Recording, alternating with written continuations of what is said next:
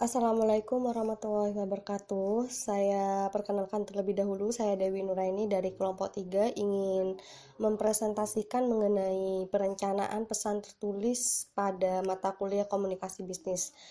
Nah, kita masuk pada teori yang pertama, itu terkait dengan pengertian.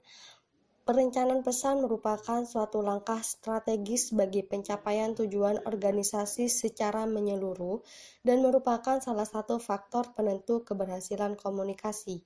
Dan yang perlu diketahui yaitu pesan-pesan bisnis yang terencana dengan baik akan mempermudah pencapaian tujuan komunikasi.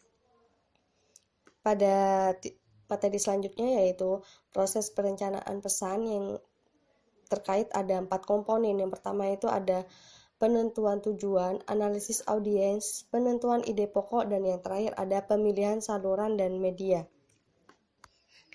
Baik, kita langsung masuk pada penentuan tujuan pesan bisnis. Merencanakan sebuah pesan diawali dengan merumuskan tujuan yang jelas dengan menghubungkan kebutuhan pengirim dan penerima. Secara umum ada 3 tujuan pesan bisnis. Yang pertama yaitu memberi informasi atau memberitahu tentang segala hal yang berkaitan dengan dunia bisnis kepada pihak lain. Kemudian yang kedua ada melakukan persuasi atau membujuk kepada pihak lain agar apa yang disampaikan dapat dipahami dan direspons sebagaimana dikehendaki. Kemudian yang terakhir tujuannya yaitu melakukan kolaborasi atau bekerja sama bisnis antara seseorang dengan pihak lain. Kemudian yang perlu diketahui dalam penentuan tujuan pesan bisnis yaitu setiap pesan juga mempunyai tujuan khusus, yaitu apa yang diharapkan oleh komunikator dan apa yang seharusnya dilakukan oleh komunikan setelah mereka menerima pesan. Kemudian teori yang kedua yaitu ada analisis audiens, bertujuan untuk mengidentifikasi kebutuhan audiens dan memprediksi reaksinya terhadap pesan. Analisis audiens merupakan proses pemeriksaan seluruh faktor objektif atau empiris yang berkaitan dengan komunikan. Audiens bisa individu atau maupun juga organisasi. Kemudian kegiatan analisis audiens meliputi yang pertama mengembangkan profil audiens dan yang kedua yaitu memenuhi kebutuhan informasi. Kita masuk pada mengembangkan profil audiens, yaitu ada 4 komponen yang perlu diketahui. Yang pertama yaitu menentukan ukuran dan komposisi audiens, yang kedua yaitu mengenali audiens utama, yang ketiga yaitu menentukan tingkat pemahaman audiens, dan yang terakhir adalah memperkirakan reaksi audiens. Dan yang perlu diketahui juga yaitu memenuhi kebutuhan informasi. Ada 5 pedoman agar pesan bisnis mampu memenuhi kebutuhan informasi audiens.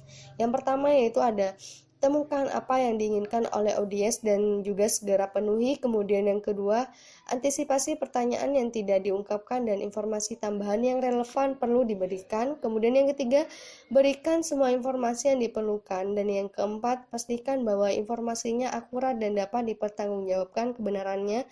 Dan kemudian yang terakhir adalah tekankan ide-ide yang paling menarik bagi audiens dan berikan perhatian khusus. Selanjutnya adalah penentuan ide pokok, yakni pesan yang bertujuan membujuk dan bekerja sama seringkali gagal mengubah keyakinan atau perilaku audiens.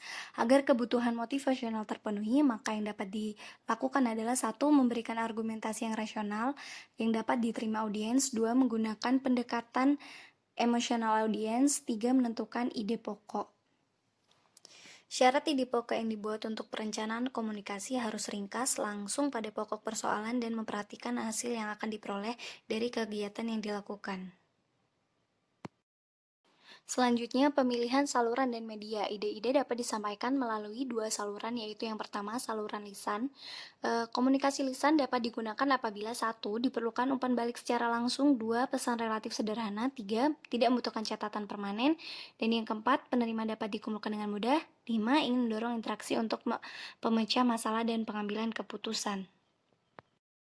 Kemudian saluran tertulis. Komunikasi tertulis dapat digunakan apabila 1. Tidak diperlukan umpan balik secara langsung, 2. Pesannya terperinci dan kompleks, 3. Memerlukan perencanaan yang seksama, 4. Memerlukan catatan yang permanen, 5. Penerima dalam jumlah banyak, 6. Penerima sulit dijangkau karena tersebar secara geografis. Kemudian berikut ini adalah contoh dari media saluran lisan. Selanjutnya contoh dari media saluran tertulis. Berikut ini merupakan contoh perencanaan pesan tertulis suatu bisnis pada studi kasus PT Hyundai Mobil Indonesia. Terdapat profil perusahaan serta analisis, kemudian tujuan pesan bisnis dari PT Hyundai. Kemudian gambar ini merupakan contoh penulisan surat bisnis. Sekian dari kelompok kami, kurang lebihnya mohon maaf. Wassalamualaikum warahmatullahi wabarakatuh.